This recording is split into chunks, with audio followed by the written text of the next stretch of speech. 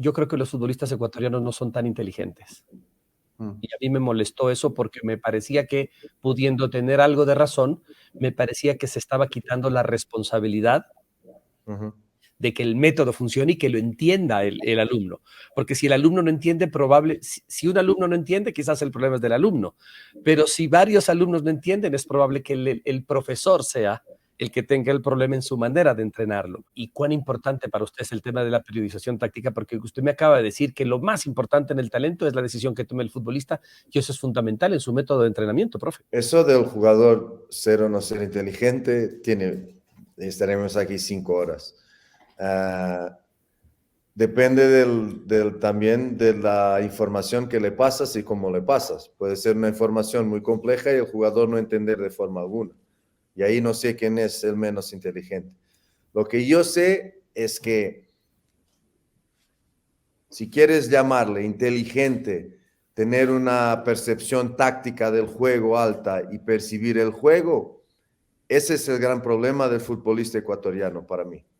Entender el juego en un nivel táctico, por ejemplo, como se hace en Europa. Y por eso a veces les cuesta tanto a los jugadores, no solamente ecuatorianos, el biotipo de jugador de América del Sur, entender cómo se juega en Europa, llegar a Europa y adaptarse. La célebre adaptación del jugador sudamericano al fútbol europeo tiene mucho de esto. Porque aquí es mucho la relación yo y el balón. O sea, lo que yo sentí es el jugador ecuatoriano, como es muy bueno técnicamente, muy bueno físicamente, su decisión cuando recibe el balón es casi siempre individual. O sea, lo que yo puedo hacer, regatear, progresar. Si puede hacer eso, no va a pasar el balón a un colega que está mejor habilitado. Yo he sentido eso cuando llegué. Entonces, lo que nosotros hemos hecho fue trabajar la tal tomada de decisión, y la tomada de decisión es la relación cuando tú tienes el balón, la relación que tienes que tener antes de tomar una decisión, analizando dónde están tus colegas, dónde están los adversarios y dónde está el espacio por donde quieres penetrar o progresar. Entonces, esa es la tomada de decisión que te hace mantener el balón.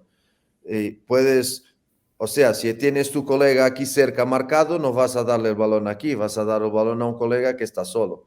Si en ese pasillo hay más adversarios, tampoco vas a poner el balón ahí porque está lleno de adversarios, o no vas a poner un balón donde está un adversario marcando tu colega. Análisis dónde están los adversarios. Y si tengo el balón y tienes un espacio que te permita progresar de inmediato directo al arco adversario, con un pase puedes hacerlo, y esa es la interpretación de espacio. Todas estas acciones, si las analizas y las haces bien, te permiten mantener posesión del balón o llegar al arco lo más rápido posible para finalizar. Por lo tanto, esa cuestión de ser inteligente o no, yo no sentí nada de eso. Lo que a mí me interesó fue, señores, jugamos de esta manera y vamos a pasar los entrenamientos de tareas micro a tareas macro, vamos a pasar los entrenamientos a pasarvos esta idea constantemente en los entrenamientos. Y eso con base en la toma de decisión. Después, la periodización táctica es muy importante para mí porque me permite exactamente eso. La diferencia entre la periodización táctica y la convencional es que la convencional, lo más importante es la parte física. Y tú puedes tener en el día de la fuerza, en el día que trabajas fuerza, no tocas el balón, por ejemplo. No haces nada con balón, solo trabajas fuerza. Pero una que era antes de nuestros entrenadores, profe, era que los entrenadores le decían, a ver, cuando tú tengas la pelota en esta zona, tienes estas 3 opciones. O haces esto, o haces esto, o haces eso. Y así es como se acostumbraron nuestros jugadores. Es decir, no tienes más allá de 3 opciones aquí o 4 opciones acá. Ese fue el método es un método sudamericano, profe. Claro. No solamente en Ecuador, en Colombia, en Argentina, en fin, a ver, de esta manera, de esta manera. Ahora, cuando viene la responsabilidad que tú decides qué hacer. Tú decides qué hacer. Cuando tú recibes la pelota, tienes estas opciones, pero tú decides. Ese es un método nuevo para nosotros, difícil. Y aquí viene una pregunta que me parece importantísima su respuesta también. Profe, hay quienes dicen, yo he debatido con algunos, que estamos perdiendo la esencia sudamericana y que eso es muy europeizado. Pudiendo tener razón, yo diría que tal vez no. ¿Cuál es su opinión? No, yo he dicho eso cuando llegué y he dicho eso a mi cuerpo técnico porque yo de mi cuerpo técnico era el único que estaba identificado con América del Sur. Por ejemplo, voy a dar el ejemplo de Gonzalo Plata. Cuando llegas a Europa, la cuestión táctica es tan fuerte que a veces te ahoga el jugador. O sea, no le permite que el jugador sus mejores características las ponga en la cancha, porque es todo táctico, táctico, táctico, táctico, táctico. Y hay momentos en que el táctico tiene que dar espacio a la creatividad, al talento, a la inventiva. Exacto, a la parte individual del jugador. Y cuando llegamos aquí, yo he dicho a mi cuerpo técnico, nuestro mayor reto es equilibrar el pasar de conceptos tácticos de nuestro juego, pero sin ahogar nuestros jugadores que técnicamente son y físicamente son muy buenos. Y entonces tendremos que encontrar aquí un balance para que la táctica pueda traer a la cancha las calidades individuales del jugador. Por eso yo digo, si el jugador está en una situación de 1 contra 1, pues ahí la decisión es individual. Y ahí hay que sacar todo lo que tienes de táctica. Si el jugador es muy rápido y el defensa que tiene por delante es lento, él solo tiene que poner el balón adelante y correr más que el defensa. Ahora, si el jugador está 1 contra 4 defensas, no va a regatear los 4 defensas. Si está ahí con 4 defensas, el jugador tiene que entender que en otra parte de la cancha faltan 4 defensas al adversario y tendremos superioridad numérica en otro lado de la cancha o espacio, y tienes que sacar el balón de aquí como factor de atracción a esos 4 jugadores para después sacar ese balón de aquí y aprovechar la superioridad numérica que hay en otro lado de la cancha.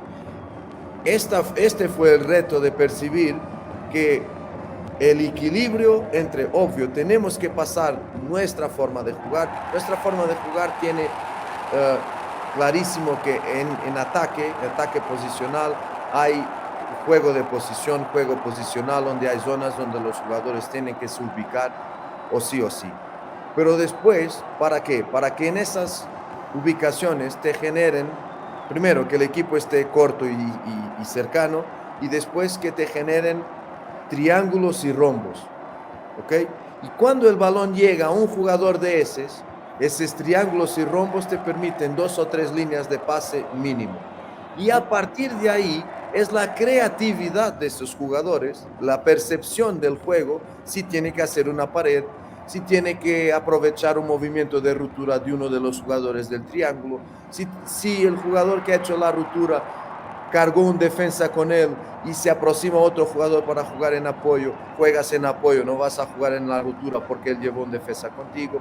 Entonces, la base más mínima del juego, ellos tienen que entenderla.